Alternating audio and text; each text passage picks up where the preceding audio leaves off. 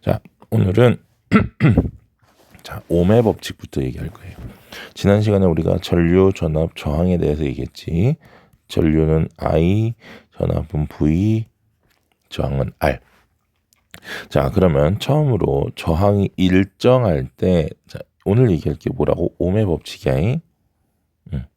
그래서 자,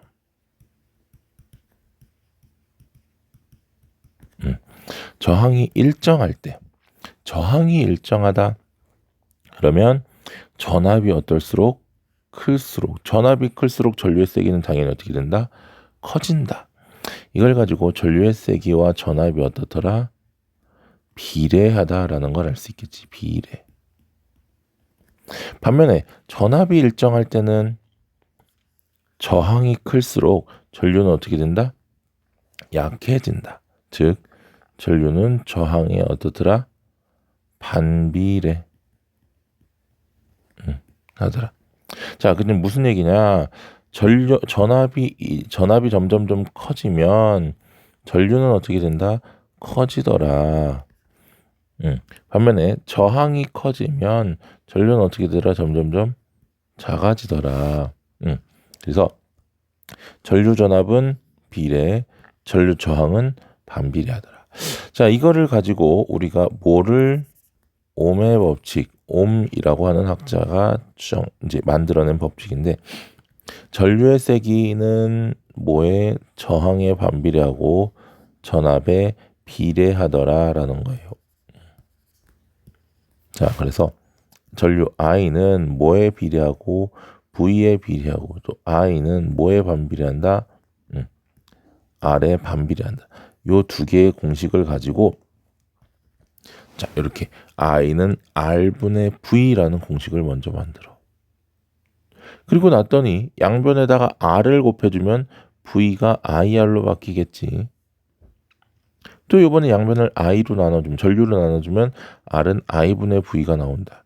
자, 이 ohm의 법칙은 너무너무너무 중요합니다. 알겠습니까? 반드시 알아두셔야 되고요. 자, 여기서 보면은요, 요 기울기는 뭐분의 전압분의 전류야. 즉 전압분의 전류라는 건 V분의 I야. 자, V분의 I는 없는데 I분의 V가 있어. 그러면 얘는 저항분의 1 따라서 기울기가 의미하는 건 저항분의 1이더라라는 거지. 이 그래프는. 그런데 가끔 얘들아 잘 봐. 여기가 전류 X축이 전류, Y축이 전압인 그래프가 있고, 두 번째 왜 이러냐? X축이 전압, Y축이 전류인 그래프가 있어. 그래서 자, 이렇게 두 개를 좀 비교를 해보면 자, X축이 전류, Y축이 전압인 그래프는 기울기가 그대로 저항을 얘기해. 반면에 X축이 전압, Y축이 전류인 그래프는 기울기가 저항분의 1입니다. 무조건 생각하십시오. 뭐라고? X분의 Y가 뭐구나? 기울기구나. X분의 Y가 기울기구나. 그래서 전압분의 전류 없잖아. 전류분의 전압이 저항인 것만 나와 있잖아. 그러니까 전류분의 전압 저항이고요. 여기서는 위에 그래프는 전류분의 전압이 저항. 근데 요 밑에 그래프는 전압분의 전류니까 요 전류분의 전압을 어떻게 거꾸로 뒤집어 주면 된다는 거야. 따라서 가 같은 경우는 4분의 4. 그러니까 1분의 1이 되는 거고, 얘는 반대로 2분의 4. 얘는 Y분의 X로 바꿔주면 되겠지. 따라서 저항은 누가 크더라? 나가 더 크더라. 저항은 나가 더 크더라라는 거야. 자, 이 ohm의 법칙은 조금 어려울 것 같아서 선생님이 문제를 좀 같이 이렇게 풀어줄게요. 자, 이 O2에 나오는 문제인데, 한번 그냥 같이 봅시다. 전압이 1.5V, 저항이 150ohm입니다. 전류 I란 뭐에 비례했고요? I는 전압에 비례했고 I는 저항에 반비례했어. 따라서 I는 R분의 V였었고 여기에서의 저항이 얼마? 150. 전압이 1.5. 따라서 얘는 얼마? 100분의 1, 즉 0.01 암페어가 될 거고, 자, 미리암페어로 나타내래. 여기다가 곱하기 얼마 해주면 1000을 해주면 미리암페어야. 그래서 10 미리암페어라고 구할 수 있더라. 두 번째, 전압 V는 전류 곱하기 저항이었는데, 자, 여기에 전류는 지금 100 미리암페어입니다. 얘는 얼마로 나눠야 돼? 1000으로 나눠야 되고요. 그 다음에 저항은 100옴이야. 그러면 얼마? 0.1 곱하기 100 해서 얼마? 10볼트가 되겠지. 자, 요 기울기 V분의 I입니다. 자, R은 I분의 V였었고, 근데 여기 지금 전류분의 전압, 그치? 6분의 30, 뭐 4분의 20 해도 됩니다. 다 해도 돼. 2분의 10을 해도 되고 4분의 20 해도 되고 6분의 30 해도 됐습니다. 전부 다 얼마더라? 5옴이더라라는 거. 자, 요거 옴의 법칙.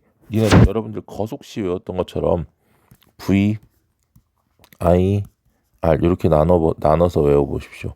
그럼 V는 I 곱하기 R, I는 R분의 V, R은 I분의 V. 이런 식으로 이거 꼭 좀 외워보셔야 합니다.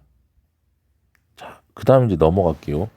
자, 이 옴의 법칙을 이용해서 저항의 직렬 연결과 저항의 병렬 연결을 좀 얘기를 할 수 있는데, 자, 이 저항의 직렬 연결의 전체 저항 R은요, R1 더하기 R2입니다. 직렬 연결은요, 저항의 길이가 어떻게 되는 효과? 길이 증가 효과야. 길이가 증가하면 어떻게 된다 그랬어? 저항이 커진다고 했어요. 반면에 이렇게 길이가 이렇게 길어지는 거니까. 반면에 병렬 연결 같은 경우는요, 이렇게 뭐가? 저항의 단면적 증가 효과. 따라서 저항이 어떻게 됩니까? 얘는 작아집니다. 그래서 저항을 구하려면 R분의 1은 요 각각의 저항을 뒤집어 R1분의 1 더하기 R2분의 1이고, 이 뒤집은 두 값을 더한 게 저항분의 1이기 때문에 이걸 가지고 다시 한 번 더 뒤집어서 R을 구해낼 수 있더라. 예를 들면 이런 겁니다. 이렇게 병렬이 있어.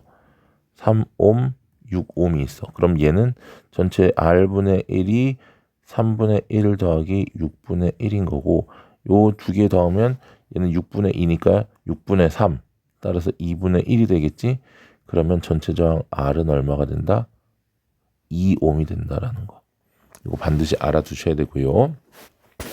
앞에서 선생님이 전류계하고 전압계 얘기했을 때 했던 사자성어. 직류병합 기억합니까? 자, 전류계는 직렬로, 전압계는 병렬로 연결하라고 얘기를 했는데, 여기에서는 어떻게 있을 수 있느냐? 직렬 연결일 때는 전류가 일정. 그래서 전체 전류나 각각의 회로의 전류나 다 세기가 같고요. 병렬 연결에서는 전압이 일정. 전압이 일정. 자, 그래서 전체 저항에 걸리는 전압이 V1, V2가 어떻더라? 같더라라는 거. 알겠습니까? 자, 그러면 각각에 걸리는 전압 V1, V2는 전체 전류에다가 각 저항을 어떻게 주면 된다? 곱해주면 된다라는 거지. 알겠습니까?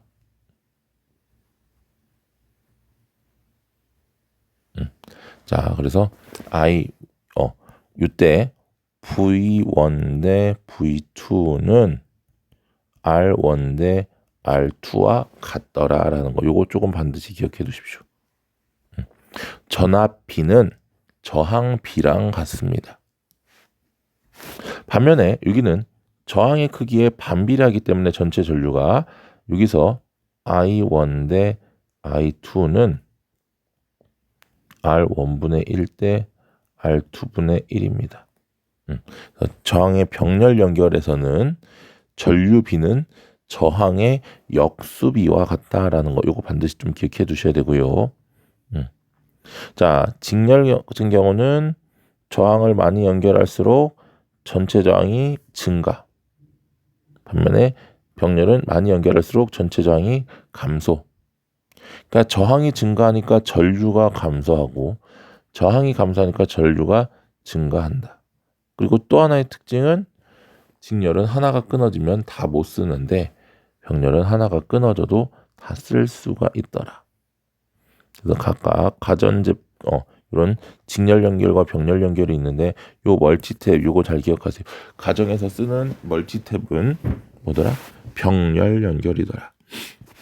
그리고 방금 얘기했던 것처럼 저항이 많아지면 많아질수록 병렬 연결은 전류가 증가하기 때문에 자, 병렬 연결로 전기기구가 많아질수록 저항이 감소하여서 전체 전류가 증가하고 따라서 과도한 전류에 의해서 화재가 날 위험이 있기 때문에 우리 보통 이제 문어발 같은 것들 이 문어발식으로 이렇게 여러 개 연결하면 위험하다라고 얘기를 했었지. 그런 것들이 바로 저항의 연결과 관련된 내용입니다. 자, 요것도 좀 몇 개 같이 선생님 풀어줄게요. 여기도 12번이랑 13번 한번 봅시다. 자, 두 저항이 직렬로 연결되어 있기 때문에 전체 저항은 9옴이고요. 따라서 전체 전류 I는 R분의 V는 9분의 18. 그래서 얼마? 2A. 그러면 전류의 세기는 2A가 되는 거야. 그러면 3옴에도 얼마? 2A. 6옴에도 2A가 흐르기 때문에 2A 곱하기 3옴은 6V가 되겠지. 반면에 6옴에 걸리는 전압은 2A 곱하기 6옴에서 얼마? 12V. 그러면 요 두 개를 더해준 게 얼마더라? 18V 전체 전압이 되더라.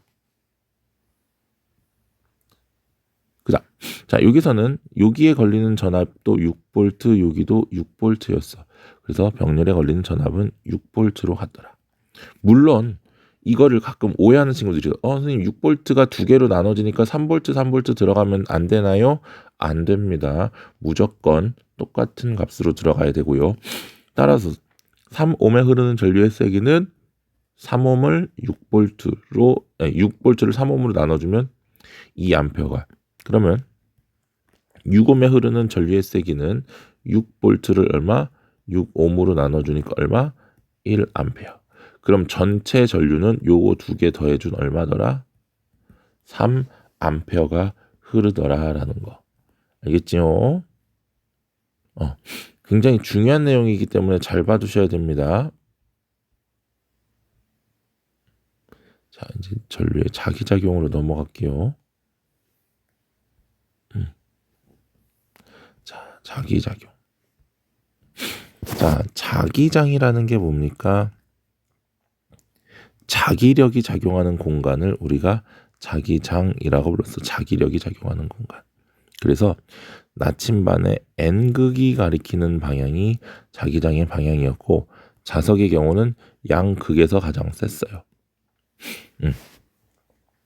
자, 이때 우리가 이 자기장이 작용하는 게 보인다 안 보인다? 보이지 않는다. 그래서 우리가 눈으로 보기 위해서 만들어 놓은 선을 뭐라고 불러준다? 자기력선이라고 불러주고 N극에서 나와 S극으로 들어간다. N극에서 나와 S극으로 들어간다. 중요합니다. 자, 끊어지거나 교차하지 않는다. 간격이 촘촘할수록 자기장이 세다. 요거 다 중요한 내용들이에요. 그런데 문제는 이 자기장은 자석뿐만 아니고 또 자석뿐만 아니고 전류가 흐르는 도선에서도 나타난다라는 거야. 우리가 오늘 얘기할 거는 이 전류에서, 그래서 전류가 흐르는 도선 주위의 자기장, 요게 이제 가장 중요한 겁니다. 자, 첫 번째 직선 도선과 원형 도선이 있는데요. 자, 이 직선 도선과 원형 도선은 오른손 엄지가 전류 방향을 얘기해. 그러면 오른손의 네 손가락이 자기장의 방향을 나타냅니다. 오른손 엄지가 전류의 방향, 네 손가락이 자기장의 방향. 요건 지금 뭐 오엄전, 오내자 이런 식으로 아니면 손가락의 끝 방향, 손끝이 가리키는 방향이 자기장, 끝자 이런 거. 자, 그래서 위쪽에서 이렇게 직선 도선에서 전류 방향이 위쪽으로 있을 때, 자, 도선을 이렇게 그려보면 얘가 위로 올라오니까 자기장이 이렇게 동그란 거야. 자기장은 보통 이렇게 나올 때 동그랗게 그리거든. 그러면 위쪽으로 나오기 때문에 자기장의 N극의 방향은 이런 식으로 이렇게 동심원으로 돌겠지.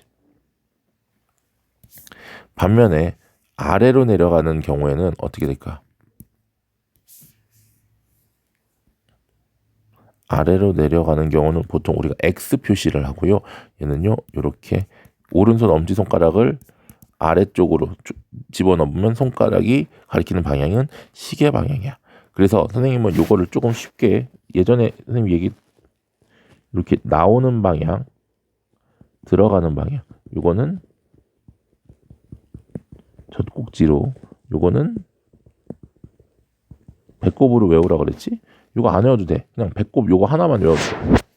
알겠습니까? 자, 그래서 전류가 들어갈 때는 자기장, 지금 전류가 들어가는 방향이니까 배꼽 방향이고, 지금 무슨 방향이야? 얘가 시계 방향. 그래서 뭐라고? 배꼽 시계. 들어가면 시계 방향으로 전류가 흐르더라라는 거. 직선 도선에서. 자, 원형 도선은 어땠습니까?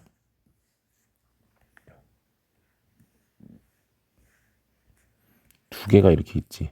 한쪽에서 나와서 여기서 나온다고 하면 여기선 들어가겠지. 그럼 나와서 들어가니까 얘는 요렇게 얘는 들어가니까 반대로 요렇게 돌겠지. 그래서 요렇게 도는 방향, 요렇게 도는 방향이 될 겁니다. 똑같아.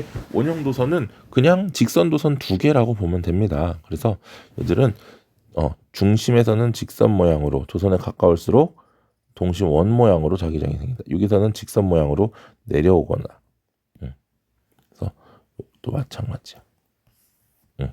반대로 여기서 요 두 개의 방향을 바꿀 수 있다고 그랬지. 내 손가락을 전류의 방향으로 맞춰주면 엄지는 도선 중심에서의 자기장의 방향이 될 수 있다라고 얘기했었습니다.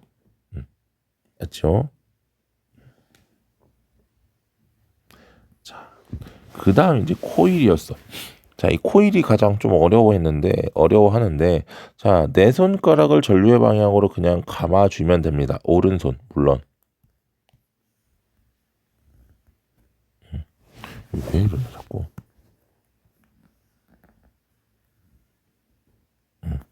자, 오른손의 내 손가락을 전류의 방향으로 감싸줄 때, 엄지손가락이 가리키는 방향이 자기장, 즉, N극이 된다라는 거. 중요하지. 코일이 앞에서 감겨 있어서 전류가 앞으로 들어가면 이렇게 앞으로 들어가면 오른손이 이쪽이 이쪽이 N극, 이쪽이 S극. 반대로 뒤에서 이렇게 들어가면, 뒤에서 전류가 이렇게 들어가면 여기서 들어오면 여기가 N극, 여기가 S극이 된다라고 얘기했었지. 여기서 이렇게 나오는 방향, 여기서는 이렇게 들어가는 방향이 됐었어. 자, 그래서 이 자기장 같은 경우는, 전류에 의한 자기장은요, 전류의 방향과 세기에 따라서 자기장의 방향과 세기도 어떻게 된다? 달라질 수 있더라. 그래서 이걸 가지고 우리가 만들어낸 게 전자석. 전류가 흐르는 동안에만 자석이 되고, 또 자석의 극, 자석의 세기를 내가 조절할 수도 있다 그랬어요. 조절할 수도 있어요. 그래서 전류의 방향이 바뀌면 극도 바뀐다. 코일 안에 철심을 집어넣어서 자기장을 더 세지게 만들어 놓은 게 이 전자석이었어요. 자, 요것도 몇 개만 좀 같이 풀어봅시다.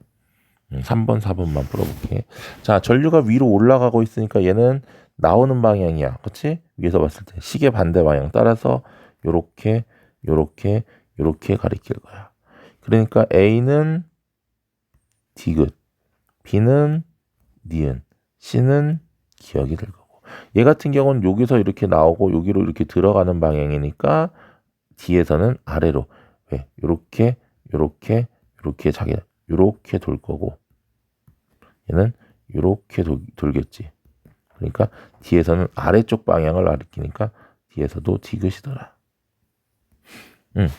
얘 같은 경우는 지금 뒤에서 들어와서 앞으로 나가고 있어. 뒤에서 들어와서 앞으로 나가니까 어떻게 뒤에서 앞으로 감아주는 방향으로 손을 쥐면 A는 이쪽 방향, B도 이쪽 방향, C는 반대로 이쪽 방향. 왜? 이렇게 들어와서 이렇게 나가고 여기서 이렇게 돌아간다 그랬지? 그러니까 코일 내부와 외부는 자기장이 반대 방향. 얘는요 뒤로 들어옵니다. 뒤로 감싸면 B가 N극. 얘는 앞에서 들어오니까 C가 N극. 앞에서 들어오면 왼쪽이 N극.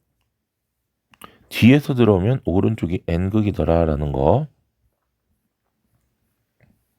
자, 그 다음 자기장에서 전류가 받는 힘, 이걸 우리가 자기력이라고 불렀고, 자석의 이렇게 이거 합시다. 자석의 자기장과 전류의 자기장에 의해서 도선은 힘을 받는다. 전류와 자기장의 방향이 어땠을 때 각각 수직인 방향으로 힘을 받는 거야. 그러면 자, 자기장의 방향은 어디에서 어디로? N에서 S 방향을 향해 주면 되고, 전류는 플러스에서 마이너스로 맞춰주면 오른손 엄지 방향이 어떻더라? 오른손 엄지가 전류, 오른손 손끝이 자기장. 그러면 손바닥이 힘의 방향이다. 이거 선생님 왼손으로 됐었어. 왼손으로 엄지, 검지, 중지 이렇게 얘기했었지.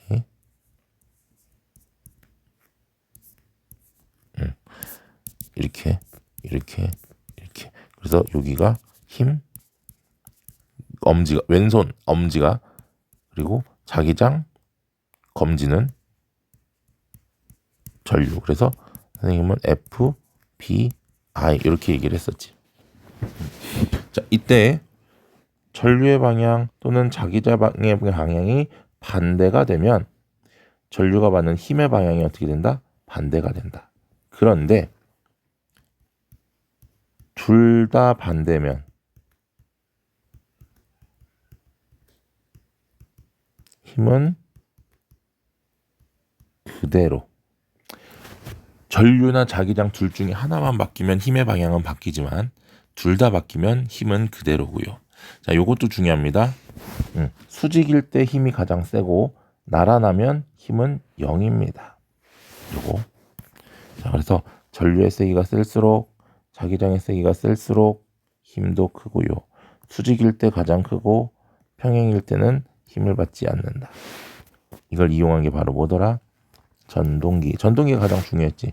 자, 전류가 여기서 이쪽에서 들어옵니다. 그러니까 요 C 전류는 D에서 C로, 여기서는 A에서 B로.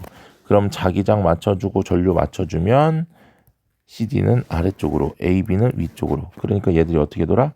요렇게 돌 거고. 이때 정류자가 이 도선, 브러쉬라고 하거든. 브러쉬로부터 떨어지면 관성에 의해서 계속 돌 거고. 요렇게. 그러면 AB가 이쪽으로 가는데 AB가 이렇게 가버리면 아까는 B에서 A로 전류가 흘렀지만, 그러니까 D에서 C로 이렇게 가자. D에서 C로 전류가 흐르고 B에서 A로 전류가 흘렀지만 얘가 반대로 뒤집혀 오면 이쪽이 플러스, A가 플러스이기 때문에 얘는 이번에는 A에서 B로, 여기도 C에서 A, C에서 D로 전류가 이렇게 이렇게 전류가 흐르더라.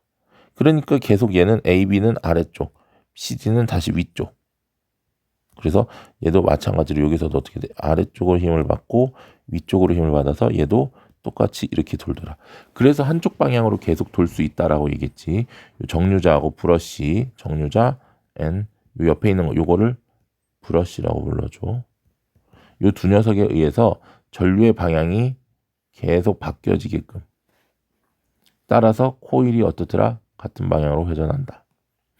이런 걸 이용하는 게 돌아가는 거, 세탁기, 선풍기, 자동차, 엘리베이터, 에스컬레이터, 그리고 스피커도 힘을 받는다. 스피커. 이렇게 얘기를 좀 할 수가 있고요. 됐나 그러면? 그러니까 요 녀석 같은 경우는 자기장의 방향이 이쪽, 전류의 방향이 위쪽이지. 자기장의 방향, 전류의 방향. 그러면 자기장, 전류. 따라서 힘은 이 앞쪽으로는 기역 방향이 힘의 방향이 되겠지. 얘는 자기장, 전류니까 자기장 이쪽, 전류는 위쪽.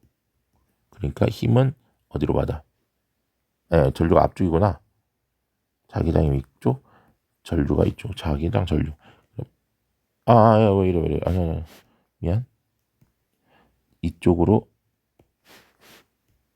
자기장. 앞으로 전류. 자기장 전류. 그러니까 힘이 어느 쪽으로? 위로 갔겠네. 힘은 리을이 되겠죠. 자, 됐습니까? 여기선 전류가 이쪽으로, A는 이쪽, B는 이쪽으로 전류가 흐르니까 자기장 전류에서 A쪽은 아래쪽으로 힘을 받는 게 맞는 거고, 반대로 B는 전류가 나오고 있으니까 위쪽으로 힘을 받아야 되겠지. 위쪽. 코일은 따라서 이렇게, A가 아래쪽이니까 요렇게 힘을 받겠지. 그러니까 니은 방향 맞고요. 자기력이 세면 코일 회전하는 속도는 빨라지겠지. 틀렸고. 전류의 세기가 달라지면 회전하는 방향 아니지. 회전하는 속력이 달라지는 거죠. 틀렸죠. 됐습니까? 자, 이렇게 얘기를 하면 전류도 전기도 끝. 자, 여기까지 선생님 캡처해서 다시 올려줄 테니까요. 잘 확인해서 필기 꼭 하셔야 됩니다. 수고했어요.